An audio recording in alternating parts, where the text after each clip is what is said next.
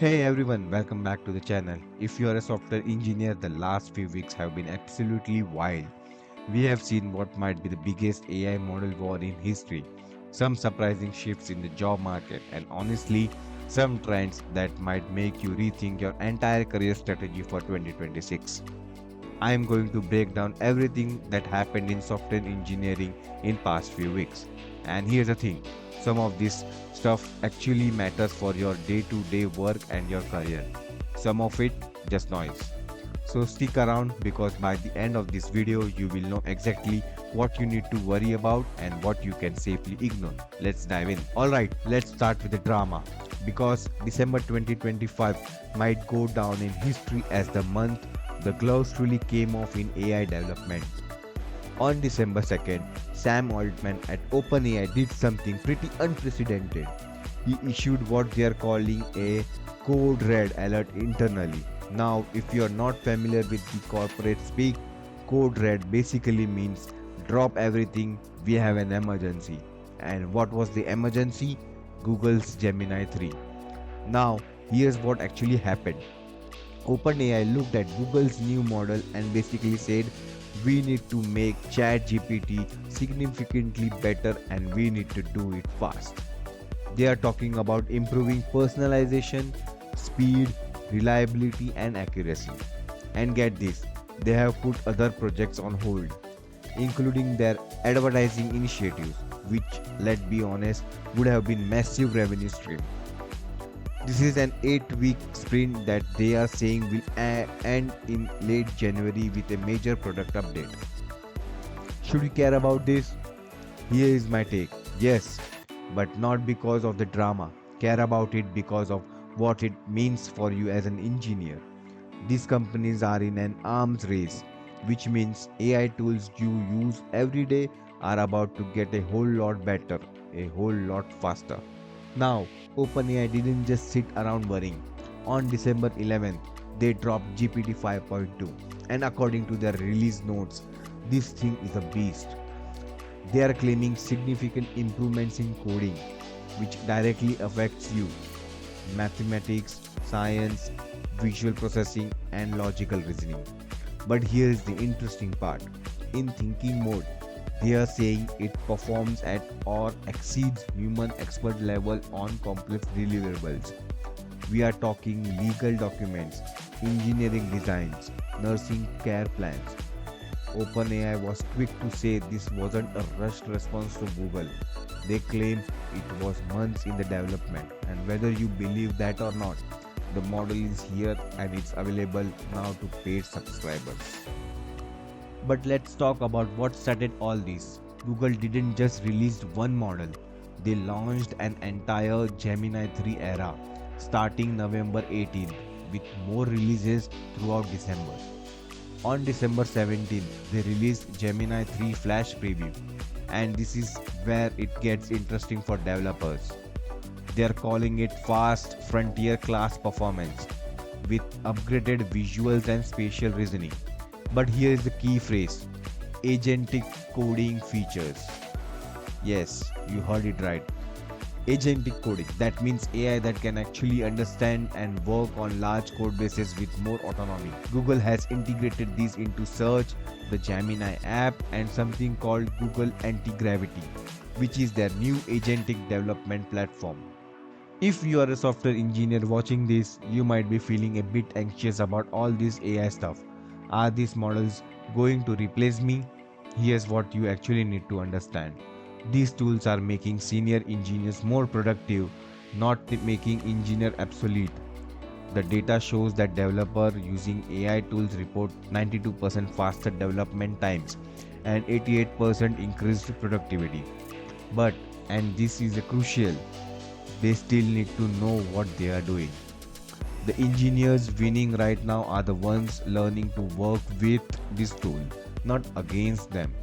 If you are still coding everything from scratch without any AI assistance, you are going to fall behind. But if you think AI can do your job without you understanding the fundamentals, you are in for a rude awakening. Alright, let's shift gears and talk about what languages you should actually be learning or focusing on right now. Python is absolutely dominating right now.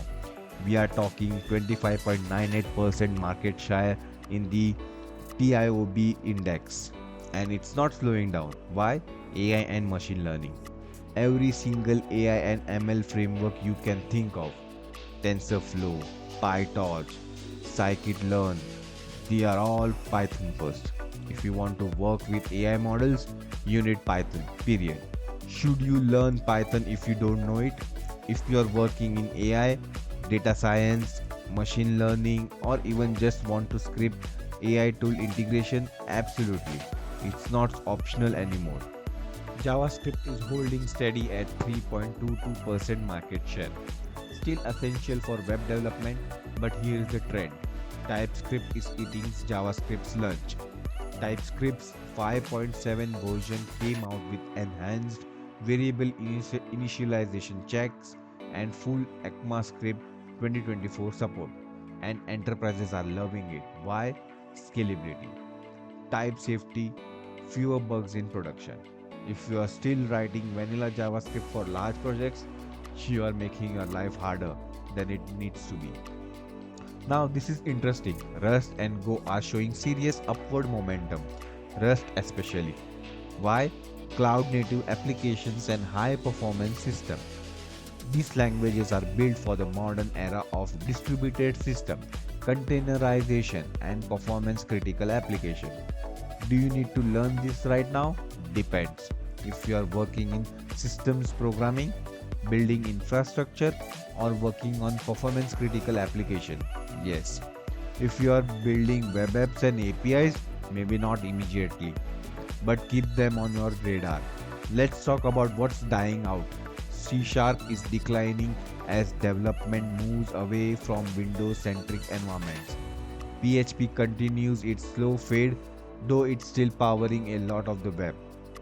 But here is an important note: C++ is not declining. It remains critical for system programming and performance critical applications. Game engines, embedded system, high frequency trading, C++ isn't going anywhere. Don't chase every new language. Focus on languages that serves your career goals. But do keep one eye on where the industry is moving. Python for AI, TypeScript for web scale, Rust for system works. Those are your safe bets for 2026. Okay, this next session is probably the most important for your day-to-day work, because while everyone's obsessed with new tools and AI, there's some research that came out that should fundamentally change how you think about productivity. Here is the headline: strong engineering fundamentals are 2 to 3 times more important than having the latest tool. Let me say that again. Teams with comprehensive test suites, modular code bases, and clear interfaces get 2 to 3x more value from new AI tools compared to the team with messy legacy code or flaky tests. What does this mean for you? Stop chasing the latest framework every month. Stop thinking the next tool is going to magically solve your problems. If your code base is a mess, AI isn't going to fix it. In fact, it might make it worse because you will just create garbage faster. Senior engineers are spending less time on boilerplate, that's where AI helps, and more time on architecture and innovation, but only in organizations with solid foundational practice. By late 2025, internal developer platforms aren't optional anymore for scaling teams.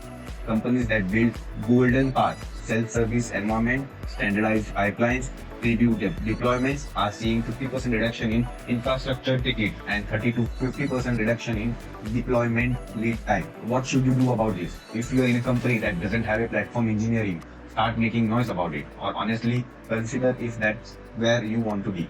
Companies without modern platform engineering are going to struggle to compete. If you are early in your career, learning platform engineering skills, Kubernetes, Terraform, CI/CD pipeline is an excellent investment. Observability is now core. This one surprised me. Observability has evolved from a niche specialization to a core competency for all software engineers. Organizations that design for observability from the start, structured logging, open telemetry adoption, metrics tied to SLOs, are seeing 40 to 50% reduction in mean time to resolution. We are talking about turning multi-hours outages into 15 minutes fixes. The bottom line: if you don't understand logs, metrics, traces, and how to debug distributed system, you are missing a fundamental skill. This isn't optional for senior engineer anymore. Alright, let's talk about elephant in the room, the job market. And I'm going to be real with you here because some of you might not want to hear this. Tech job posting declined 15% month over month in November. Year over year, down 10% compared to November 2024. Now, some of this is seasonal. Companies pause hiring at year end for budget planning, but it's not just seasonal. Here's the stat that matters. 53% of US tech job posting now requires AI skills. That's up from 48% in October and a 64% increase from the November 2024. 53% of tech hiring managers are prioritizing AI engineer positions. Last year it was 35. What does this mean for you? If you don't have AI skills on your resume, you are losing access to more than half of available positions. Not because the jobs themselves are all AI focused, but because companies want engineers who can integrate AI into their work. The hiring process has changed. Average time to fill has increased to 45 days in December 2025, up from 28 days in 2024. Companies are being way more selective. They want candidates with proven AI integration skills, backend expertise with vector databases, and AI ML engineers who can actually ship production code, not just run notebooks. The experience gap. Entry-level position decreased by 3% compared to 2024. Mid-level positions grew 4%. Senior roles up by 13%. This is a pattern that should concern junior engineers. Companies are prioritizing proven expertise over training investment. If you are early in your career, here's what you need to hear. You need to be exceptional to get that first job right now. Side projects are optional. Open source contributions matter. Having a portfolio that shows you can actually build and ship product matters. The day of graduating with a CS degree and having recruiters line up are over, at least for now. Where the growth is. Manufacturing tech jobs are up 99% year over year. Finance and banking are up 72%. Insurance up by 48%. Aerospace and defense up by 45%. The growth is in specific industries and specific roles. Salesforce technical architects, enterprise solutions architects, staff data engineers, these roles grew over 150% month over month. Strategic advice. If you are looking for your next role, don't just search software engineer. Look at these growing industries. Look at specialized roles. The generic full stack developer position is getting more competitive. Specialization is your friend. Here's a fascinating trend. About 20% of Google's AI software engineer hires in 2025 were boomerang employees, people who left and came back. Why is this happening? According to Google's compensation chief, AI engineers are attracted to their financial resources and computational infrastructure, the kind of infrastructure you need for sophisticated AI projects. But here is a deep story. Meta was offering signing bonuses as high as $100 million for AI talent. $100 million for one person. What this tells us, the competition for top AI talent is absolutely insane. If you have proven AI expertise, not just a certificate, but actual shipped products, you have tremendous leverage. But also, this boomerang trend shows something important. People are realizing that having the resources to work on cutting edge projects matters more than just salary. Google can offer infrastructure that most companies can't. Alright, let's bring this home. You have sat through a lot of information. What actually matters for your career? The three things to focus on. First, get AI skills on your resume. Not by taking a weekend course, by actually integrating AI into projects. Build something with GPT-4 or Gemini. Understand how to work with vector databases. Learn prompt engineering. Make AI assistance part of your workflow. Second, double down on fundamentals. Write tests. Write clean, modular code. Understand system design. Learn observability. These fundamentals are 2 to 3x more important than knowing the latest framework. The engineers who are thriving right now are the ones who can use AI to handle boilerplate while applying deep expertise to architecture and problem solving. Third, specialize strategically. The day of being generic full stack developer and having endless opportunities are fading. Look at where the growth is: AI ML, platform engineering, cloud native development, data engineering. Pick a direction and go deep. And one more thing, if you are feeling anxious about AI replacing engineers, let me give you some perspective. The 92% productivity gain from AI tools, that's engineer being more productive, not engineers being replaced. Companies are hiring fewer people but paying more for the right people. The bar has risen. But if you are committed to continuous learning and adapting, you will be fine. Final thoughts. December 2025 showed us that the software engineering field is changing faster than ever. The AI model wars are intensifying, the job market is becoming more selective, and the skills that matters are evolving. But here's the good news. If you are watching this video, you are already doing the most important thing. You are staying informed. You are paying attention to trends. You are thinking about your career strategically. Keep doing that. Keep learning. Keep building. And you will not just survive these changes, you will thrive because of them. You found this helpful? Hit that like button and subscribe for more software engineering news and career advice.